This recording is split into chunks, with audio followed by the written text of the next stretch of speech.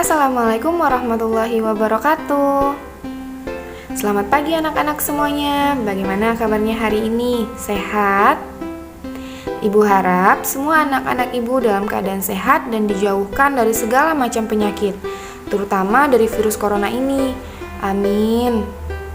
Serta jangan lupa untuk menerapkan protokol kesehatan ya.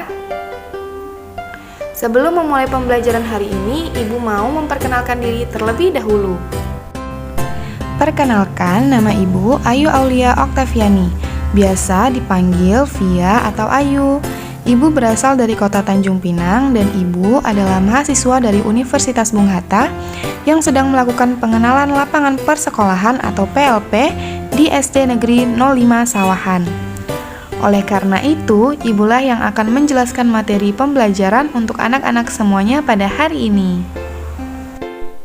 Nah, pada hari ini kita akan belajar tema 3, makanan sehat, subtema 2, pentingnya makanan sehat bagi tubuh. Kita masuk ke pembelajaran kedua.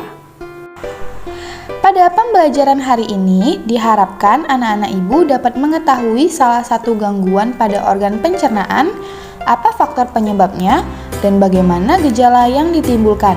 Anak-anak ibu dapat mengetahui dan menentukan ciri-ciri bahasa iklan media elektronik serta dapat menentukan properti tari dalam tari kreasi daerah. Siap untuk belajar semuanya? Nah, sekarang ibu mau tanya, anak-anak ibu pernah nggak mengalami perut mulas dan harus buang air besar beberapa kali dalam sehari dan kondisi feses yang encer? Jika anak-anak ibu pernah mengalami kondisi tersebut, berarti anak-anak ibu pernah mengalami gangguan pencernaan yang disebut dengan diare. Nah, sekarang anak-anak ibu lihat gambar yang ibu tampilkan ya. Ada seorang anak laki-laki yang sedang ke dokter dan anak laki-laki itu mengatakan bahwa ia sudah 5 kali buang air besar. Dan dokternya berkata bahwa anak laki-laki itu sedang terkena diare dan akan segera membaik setelah diberi obat. Nah, apa sih itu diare? Diare adalah penyakit yang ditandai dengan buang air besar yang encer dan lebih sering dari biasanya. Diare itu terjadi ketika makanan dan cairan yang dimakan berlalu terlalu cepat dan terlalu besar jumlahnya pada saluran pencernaan. Nah, sekarang perhatikan gambar. Ketika di usus besar, makanan harus diserap airnya. Sedangkan seseorang yang menderita diare, penyerapan air pada makanan terlalu sedikit, sehingga feses yang keluar menjadi encer. Kenapa ya bisa terjadi diare? Diare dapat terjadi ketika kita mengkonsumsi makanan atau minuman yang terkontaminasi bakteri, virus, atau parasit.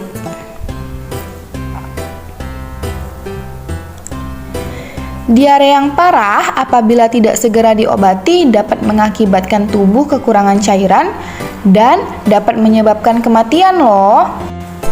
Jadi, kita tidak boleh menganggap remeh diare. Jika merasa sedang mengalami diare, anak-anak ibu harus segera minum obat ya.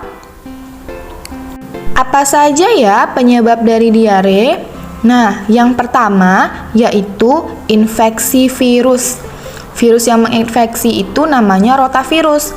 Rotavirus ini merupakan penyebab diare pada anak yang paling sering terjadi. Yang kedua, infeksi bakteri dan parasit. Biasanya, bakteri dan parasit ini masuk melalui makanan dan minuman yang sudah terkontaminasi. Yang ketiga, intoleransi makanan. Terjadi pada sebagian orang yang tidak bisa mengonsumsi gula pada susu, sehingga diare setelah mengonsumsi produk susu. Yang keempat yaitu alergi makanan. Biasanya reaksi negatif terhadap obat-obatan. Yang kelima yaitu penyakit usus, menimbulkan diare kronis dengan banyak penyebab. Dan yang terakhir, gangguan usus fungsional atau stres.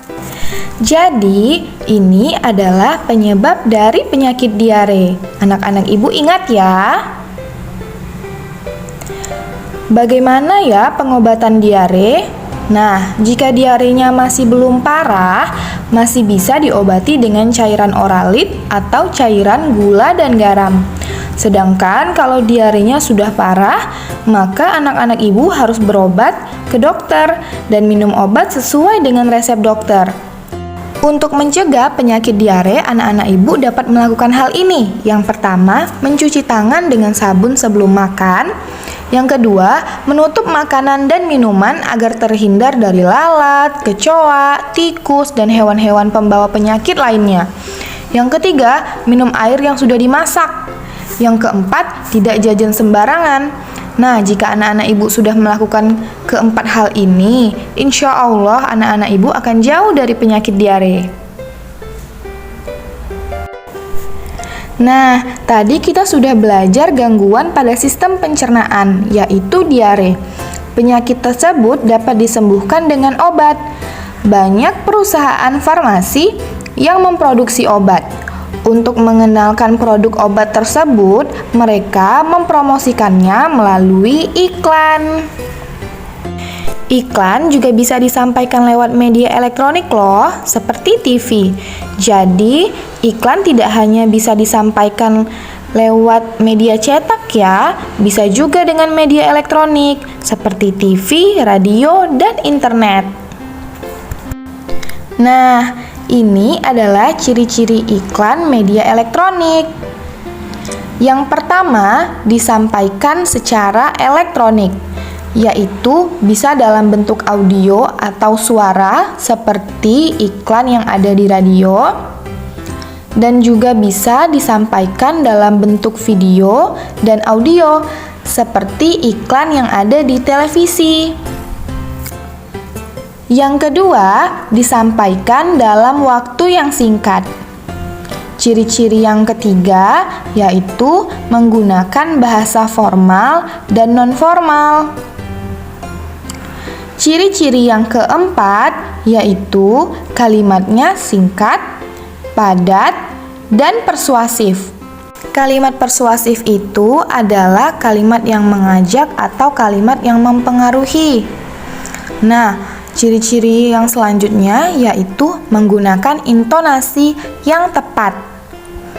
Dan ciri-ciri yang terakhir dari iklan media elektronik yaitu terdapat musik pengiring. Nah, ini adalah ciri-ciri iklan media elektronik. Anak-anak ibu tolong diingat ya.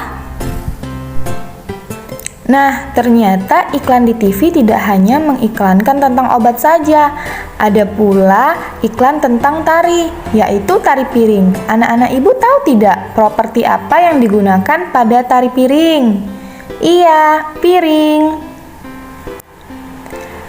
Indonesia memiliki keanekaragaman budaya yang tinggi dan ini tercermin dari tarian daerah yang dimilikinya. Hampir setiap tarian memiliki properti. Apa ya properti itu? Properti tari merupakan bagian dari perlengkapan tari yang dipergunakan untuk meningkatkan keindahan sebuah tarian dan untuk memperdalam makna yang terkandung dalam sebuah tarian.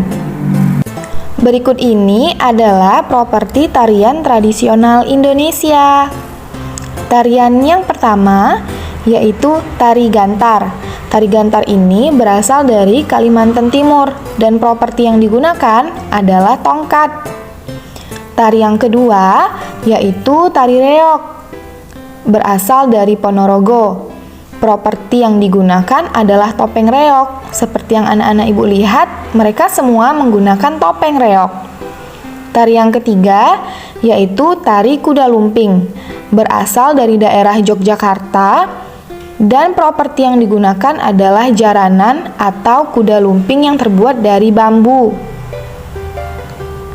Lalu ada tari yang keempat, yaitu tari baksa kembang, berasal dari Banjar. Properti yang digunakan adalah rangkaian bunga, seperti yang anak-anak ibu lihat, terdapat rangkaian bunga di kepalanya. Selanjutnya ada tari jaipong. Tari jaipong ini berasal dari Karawang. Properti yang digunakan adalah selendang. Selanjutnya ada tari serampang 12. Berasal dari Sumatera Utara dan properti yang digunakan adalah sapu tangan. Tari yang selanjutnya yaitu tari merak. Berasal dari Jawa Barat dan properti yang digunakan pada tari ini yaitu mahkota. Tari yang selanjutnya yaitu tari topeng. Berasal dari Cirebon dan properti yang digunakan yaitu topeng. Nah, tadi kita sudah belajar tentang gangguan pencernaan yaitu diare. Kemudian kita belajar tentang iklan media elektronik dan kita juga belajar properti tari. Demikian pembelajaran 2 yang ada di subtema 2, tema yang ketiga. Kita sudah belajar banyak hal hari ini. Ibu berharap anak-anak ibu dapat memahami apa yang ibu sampaikan pada pembelajaran hari ini ya.